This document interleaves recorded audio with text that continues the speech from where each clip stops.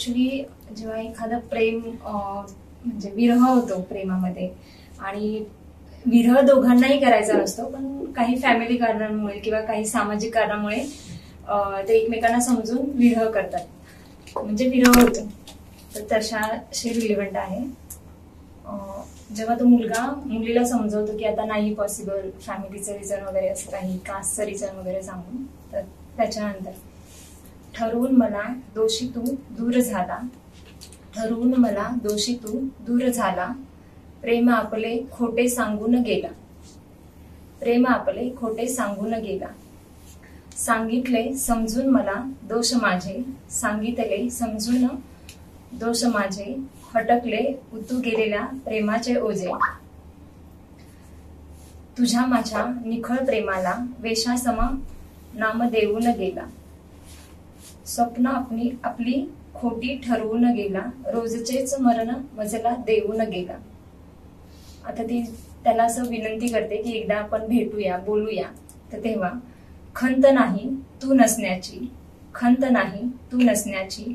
फक्त एकदा हिशोब घे काळजातील जखमांची,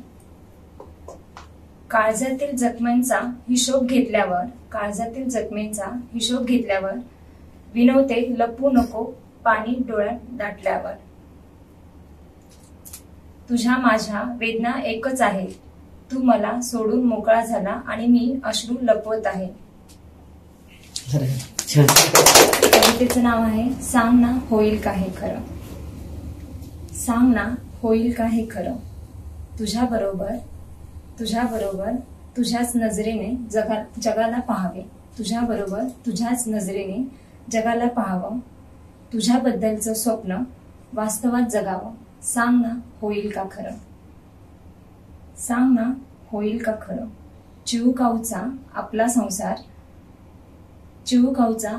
संसार असावा, बेली फुलाप्रमाणे बहरावा, सांग ना होईल का खरं, सांग ना होईल का खरं, झऱ्यासारखं तुझ्या प्रेमात वाहत जावं, झऱ्यासारखं तुझ्या प्रेमात वाहत जावं, आणि अडकले मी तर तू मला सावरत राहावं, सांग ना होईल का खरं,